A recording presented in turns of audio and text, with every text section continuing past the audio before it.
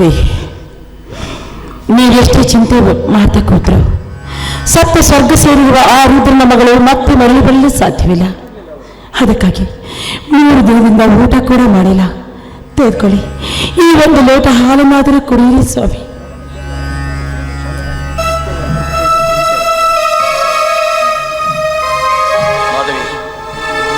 ನೋಡಿದೇನೆ ಮಾಧವಿ, ನಮ್ಮ ಮಗ ಮಾಡಿದ ತಪ್ಪಿನಿಂದ ನನ್ನ ಮನೆತನದ ಮರ್ಯಾದೆ ಎಲ್ಲ ಮಣ್ಣು ಪಾಲಾಗುವ ಪರಿಸ್ಥಿತಿ ಇತ್ತು. ಆದ್ರೆ ಪ್ರಾಣಕ್ಕಿಂತ ಹೆಚ್ಚಾಗಿ ಪ್ರೀತಿ ಮಾಡ್ತಾ ಇರೋ ಮಗಳ ಪ್ರಾಣ ಬಲಿ ಕೊಟ್ಟು ನನ್ನ ಮನೆತನದ ಮರ್ಯಾದೆ ಉಳಿಸಿದ ಆ ರುದ್ರ, ಅವನ ಉಪಕಾರದ ಋಣನ ನಾವು ಮರಿಬಾರ್ದಲ್ವಾ? ಅದಕ್ಕಾಗಿ ಇವತ್ತು ನ್ಯಾಯಪೀಠದ ನಡುಗಂಬದ ಮನೆಯಲ್ಲಿ ನಿಂತು ನಾನೊಂದು ತೀರ್ಮಾನ ತಗೊಂಡಿದ್ದೀನಿ. ಯಾವ ತೀರ್ಮಾನವನ್ನು ತೆಗೆದುಕೊಂಡಿದ್ದೀರಿ? ನಾನು ನಿನಗೆ ಇವತ್ತು ಒಂದು ಮಾತು ಕೇಳ್ತೀನಿ. ನನ್ನ ಪ್ರಶ್ನೆಗೆ ನೇರವಾಗಿ ಉತ್ತರ ಕೊಡಬೇಕು ವಿನಃ ಪ್ರಶ್ನೆಯನ್ನ ಕೇಳಬಾರ್ದು. ಕೇಳಿ ಸ್ವಾಮಿ, ನಾನು ನಿನಗೆ ಏನಾಗಬೇಕು?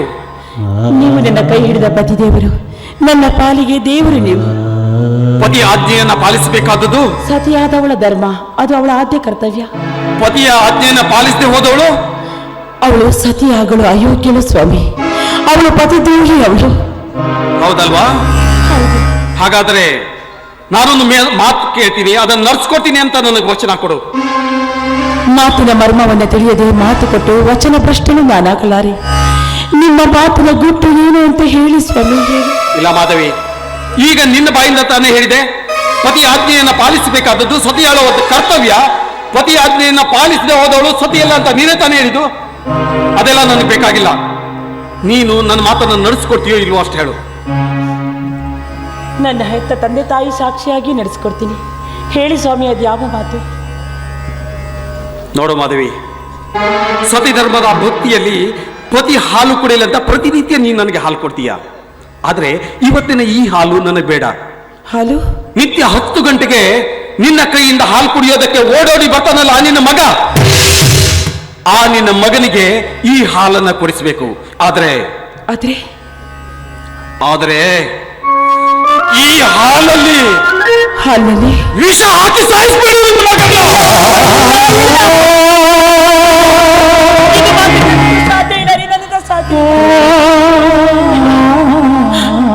ಮಾಂತೇಶ, ನಾನು ಹೆತ್ತ ಮಗ, ಈ ನಿನ್ನ ಕೈಗಳಿಂದ ಅಮೃತವನ್ನು ಉಳಿಸಿ ಸಾಕಿದ ಮಗ ತಾನು ನನ್ನ ಮಾಂತೇಶ. ನಾನು ಹೆತ್ತ ಮಗನಿಗೆ ನಾನೇ ವಿಷಯವನ್ನು ಸಾಯಿಸಲಿ? ಇಲ್ಲ, ಇದು ನನಗೆ ಸಾಧ್ಯವಿಲ್ಲ ಸ್ವಾಮಿ, ಸಾಧ್ಯ. ನಿನ್ನ ಹೆತ್ತ ಕರುಳಿನ ಸಂಕಟ ಏನು ಅಂತ ನನಗೆ ಚೆನ್ನಾಗಿ ಗೊತ್ತು.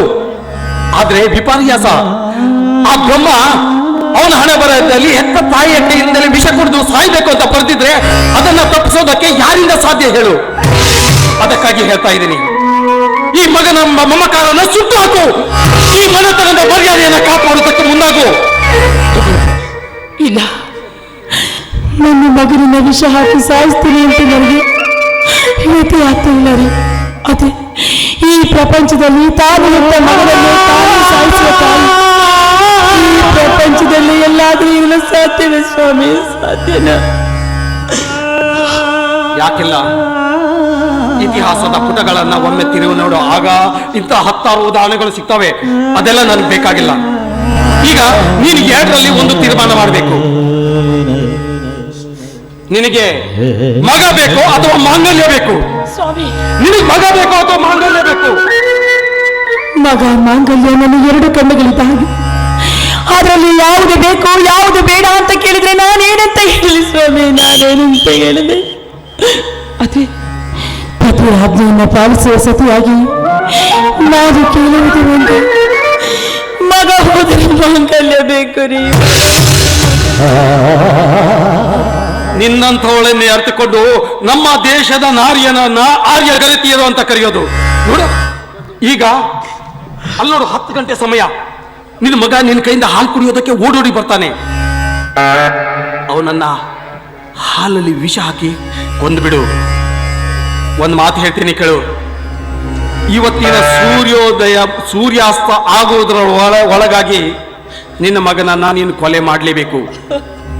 ಇಲ್ಲದೆ ಹೋದ್ರೆ ಇವತ್ತಿನ ರಾತ್ರಿ ನಿನ್ನ ಕೈ ಹಿಡಿದ ಗಂಡ ಆತ್ಮಹತ್ಯೆ ಮಾಡಿಕೊಂಡು ಸಾಯ್ತಾನೆ.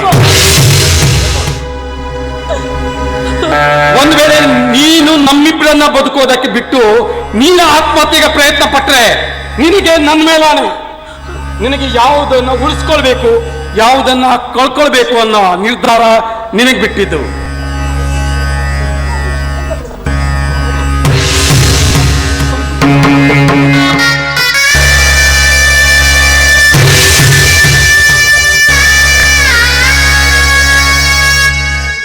ಮಹಾದೇವಿ, ನಾನು ಮತ್ತೆ ಮನೆಗೆ ಬರೋದ್ರ ಒಳಗಾಗಿ ಇಲ್ಲಿ ನನ್ನ ಮಗ ಇರಬಾರ್ದು, ಮಗನ ಹೆಣ ಇರಬೇಕು. ಇಲ್ಲ,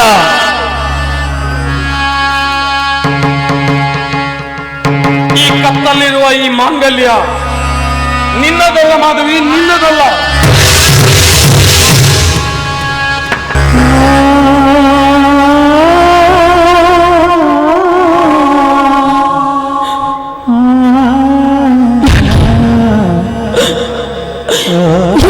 ನನಗಿಂತ ಸಿಕ್ಕೆ,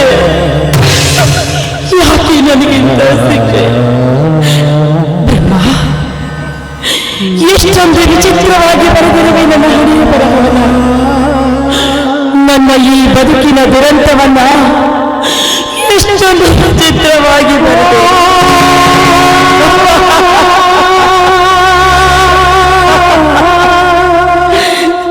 ಅದಕ್ಕಾಗಿಯೇ ಬಲ್ಲವರು ಒಂದು ಮಾತನ್ನು ಹೇಳಿದ್ದಾರೆ, ಬ್ರಹ್ಮನ ಬರಹ ಬಲ್ಲವರು ಯಾರು ಅಂತ.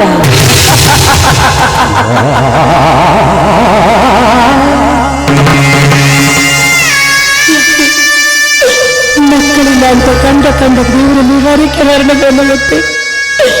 ನೀ ನನಗೆ ಮಕ್ಕಳ ಭಾಗ್ಯವನ್ನು ಕೊಟ್ಟು ಇವತ್ತು ಆ ಮಗುವನ್ನ ಬಲಿ ತೆಗೆದುಕೊಳ್ಳುವ ಹೆಬ್ಬಲಿಯನ್ನಾಗಿ ಮಾಡಿಲ್ಲ. ನನ್ನ ಮಗ ಬದುಕಬೇಕು, ಇಲ್ಲ ನನ್ನ ತಾಳಿ ಕಟ್ಟಿದ್ದು ಉಳಿಯಬೇಕು. ಅದಕ್ಕಾಗಿ ನನ್ನ ಹೆತ್ತ ಕರಳು ಕಲ್ಲಾಗಲೇಬೇಕು.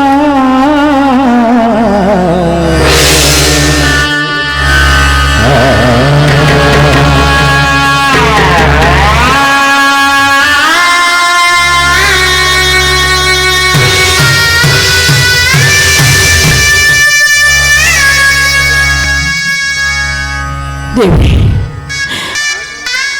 ಇದನ್ನ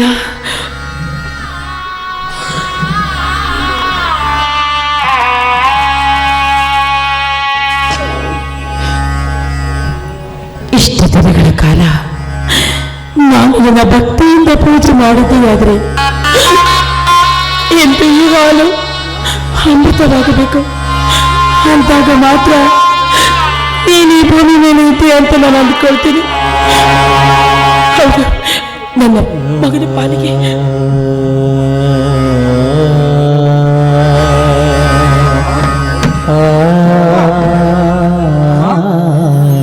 ಏನಮ್ಮ ಇದು? ಮಗ ಮನೆಗೆ ಬರೋದ್ರೊಳಗೇನೆ ಹಾಲಿನ ಗ್ಲಾಸನ್ನು ಹಿಡ್ಕೊಂಡು ಬಾಗಿಲಲ್ಲೇ ನಿಂತು ಮಗನಿಗಾಗಿ ಕಾಯ್ತಾ ಇರ್ತೀಯಲ್ಲ, ಎಷ್ಟಮ್ಮ ಈ ನಿನ್ನ ಮಗನ ಮೇಲೆ ಪ್ರೀತಿ ವಾತ್ಸಲ್ಯ ನಿನಗೆ? ಹೌದು ಅಮ್ಮ, ಜಗತ್ತಿನಲ್ಲಿ ಎಷ್ಟೋ ಅಮ್ಮಂದ್ರನ್ನು ನೋಡಿದ್ದೀನಿ, ಆದ್ರೆ ನಿನ್ನಂತ ಅಮ್ಮನನ್ನ ಎಲ್ಲೂ ನೋಡಿಲ್ಲಮ್ಮ, ಎಲ್ಲೂ ನೋಡಿಲ್ಲ. ಹೌದು ಮಂಕುಷ, ನನ್ನಂತ ತಾಯಿಯನ್ನು ನೋಡೋದಕ್ಕೆ ಸಾಧ್ಯವೇ ಇಲ್ಲ. ಯಾಕೆಂತಂದ್ರೆ ನಿನ್ನ ಮೇಲಿನ ಪ್ರೀತಿ ವಾತ್ಸಲ್ಯ ಮಮಕಾರದಿಂದ ಇಂಥ ಹಾಲು ಉಳಿಸುವ ಈ ತಾಯಿ ಈ ಭೂಮಿ ಮೇಲೆ ಎಲ್ಲೂ ಇರಲು ಸಾಧ್ಯವಿಲ್ಲ ಕಂದ, ಎಲ್ಲೂ ಇರಲು ಸಾಧ್ಯವಿಲ್ಲ. ಯಾಕಮ್ಮ ನಿನ್ನ ಕಣ್ಣಲ್ಲಿ ನೀರು? ಈ ಹಾಲನ್ನು ಕೊಡುವ ಸಂತೋಷಕ್ಕಾಗಿ. ಅಮ್ಮ, ಸಂತೋಷಕ್ಕಾಗಿ ಯಾರಾದ್ರೂ ಕಣ್ಣೀರು ಹಾಕ್ತಾರಳು? ಸಂತೋಷಕ್ಕೆ ಯಾವತ್ತೂ ಕಣ್ಣೀರು ಹಾಕ್ಬಾರ್ದಮ್ಮ, ಕಣ್ಣೀರು ಹಾಕ್ಬಾರ್ದು. ಅಮ್ಮ ಹೇಳಮ್ಮ, ಇವತ್ತು ನನ್ನ ಹುಟ್ಟಿದ ಹಬ್ಬ. ಯಾವುದೋ ವಿಚಾರದಲ್ಲಿ ಅಪ್ಪಾಜಿ ಮತ್ತು ನೀವು ನನ್ನ ಹುಟ್ಟಿದ ಹಬ್ಬವನ್ನು ಮಾಡ್ತೀರ? ಅಮ್ಮ, ನನ್ನ ಹುಟ್ಟಿದ ಹಬ್ಬದವಾಗಿ ಹೆತ್ತ ತಾಯಿಯ ಕೈಯಿಂದ ಹಾಲು ಕುಡಿಯುವ ಮುನ್ನ ನನ್ನ ಒಂದೇ ಒಂದು ಮಾತಿದೆ. ಆ ಮಾತನ್ನು ನೀವು ನಡೆಸ್ಕೊಡ್ತೀವಿ ಅಂತ ನಾನು ಮಾತು ಕೊಟ್ಟರೆ ಹಾಲನ್ನು ಕೊಡ್ತೀನಮ್ಮ. ಮಂತೇಶ, ಯಾವ ಮಾತು? ನೋಡಿ, ಹಿರಿಯರ ಆಜ್ಞೆಯನ್ನ ಪಾಲಿಸ.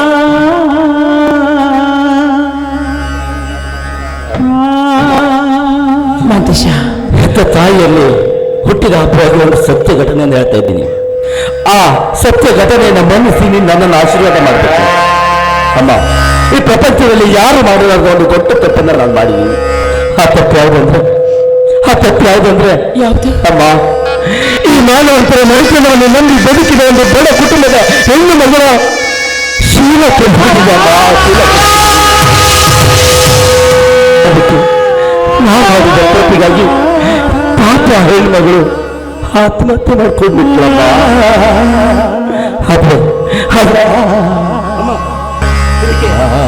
ನಾನೇ ಕಾರಣ ಅಂತ ಯಾರಿಗೂ ಗೊತ್ತಿಲ್ಲಮ್ಮ, ಯಾರಿಗೂ ಗೊತ್ತಿಲ್ಲ.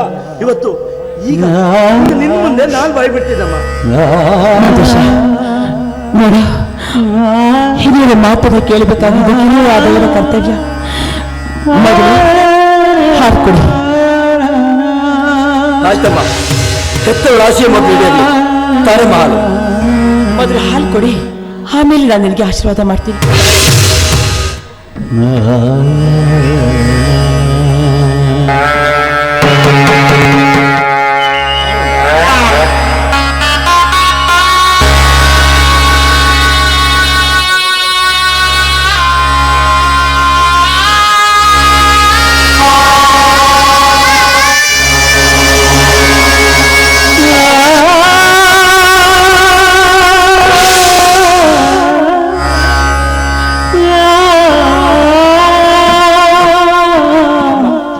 ಮಾತಿನಂತೆ ನಾನು ಹಾಲು ಕುಡ್ನಲ್ಲ.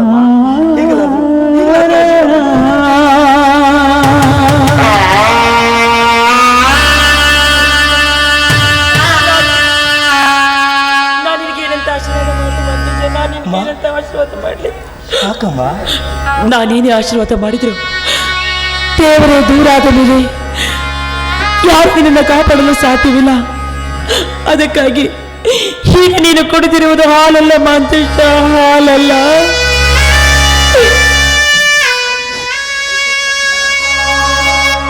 ಹಾಲು ಕುಡಿದಿದ್ದು ಹಾಲಲ್ಲ. ಇಲ್ಲ, ಹಾಗಾದ್ರೆ ಇನ್ಯಾವುದಮ್ಮ? ಹೀಗಾಗಿ ನೀನು ಮಾಡಿರುವ ಅಪರಾಧ ನಿಮ್ಮ ತಂದೆಯವರಿಗೆ ಗೊತ್ತಾಗಿ ನಿಮ್ಮ ತಂದೆಯವರು ಆಜ್ಞೆ ಮಾಡಿದಾರಪ್ಪ, ಆಜ್ಞೆ ಮಾಡಿದ್ದಾರೆ. ಅಮ್ಮ, ನಾನು ಮಾಡಿದ ತಪ್ಪಿಗೆ ಅಪ್ಪಾಜಿ ನೀನು ಆಜ್ಞೆ ಮಾಡಿದ. ನೀನೇನು ಈ ಭೂಮಿ ಮೇಲೆ ಬದುಕಿರಲೇಬಾರದು.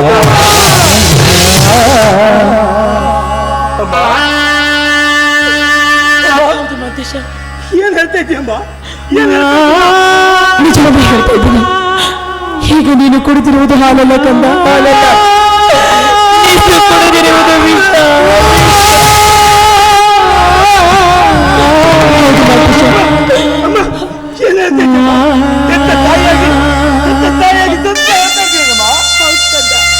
ನಿನ್ನ ಹೆತ್ತ ತಾಯಿಯ ಹಾಲು ವಿಷವಾಯಿತು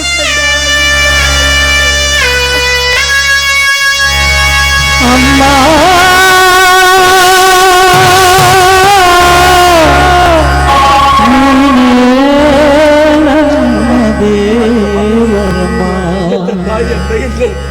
ಸಾಯ್ಬೇಕು ಅಂತ ನನ್ನ ಹಣೆ ಬರಲಿದ್ರೆ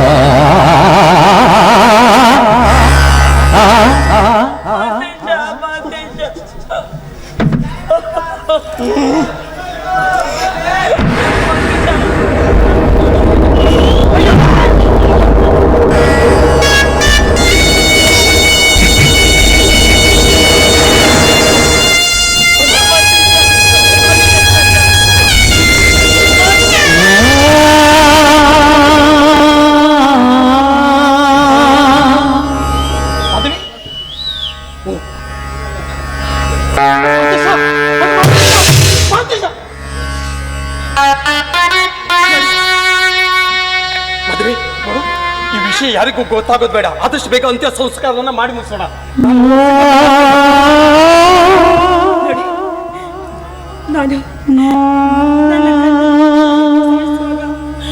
ನನ್ನ ಮನಸ್ಸಿಗೆ ಅದೆಷ್ಟೊಂದು ನೋವಾಯ್ತು ಗೊತ್ತಾ.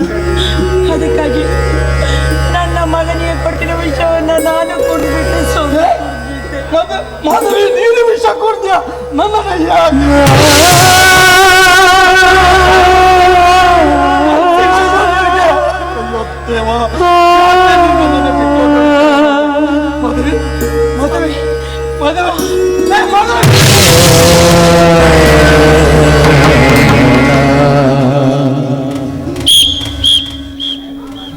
ಹೌದು, ಈ ಎಲ್ಲ ಆಸ್ತಿಯನ್ನ ನಮ್ಗೆ ಸಹಕಾರ ಮಾಡಿದೆ ಆ ರುದ್ರನಿಗೆ ಕೊಟ್ಟು ನಾವಿಬ್ರು ಈ ಊರನ್ನ ಬಿಟ್ಟು ಹೋಗ್ಬೇಕು ಅಂತ ವಿಚಾರ ಮಾಡಿ ಎಲ್ಲ ಆಸ್ತಿನ ರುದ್ರನ ಹೆಸರಿಗೆ ಬಂದು ಬಂದೆ. ಆದ್ರೆ ನೀನು ಈ ಲೋಕವನ್ನೇ ಬಿಟ್ಟು ಹೋಗೋ ನಿರ್ಧಾರ ಮಾಡಿದೆಯಲ್ಲ, ಹೋಗು ಹೋಗು. ನಿಮ್ಮನ್ನ ಬಿಟ್ಟರೆ ನನಗಿಲ್ಲಿ ಯಾವ ಗತಿ? ನಾನು ಕೂಡ ನಿಮ್ ಜೊತೆ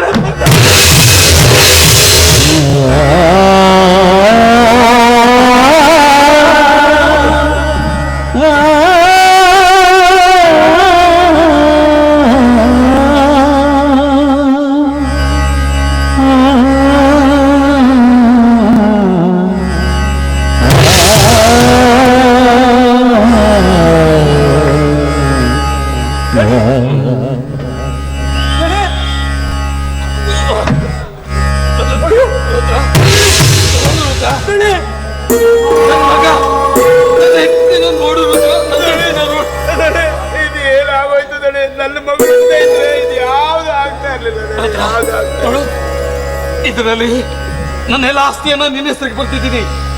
ಇನ್ನು ಮುಂದೆ ಈ ನ್ಯಾಯಪೀಠದ ಅಧಿಕಾರಿ ನೀನ್ ರುದ್ರ, ನೀನು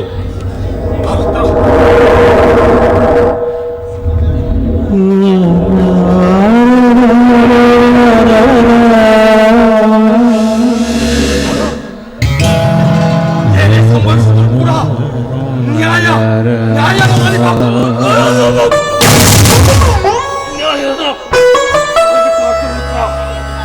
ಪ್ರಾಣ ಹೋದ್ರು ನ್ಯಾಯ ನಮ್ಮ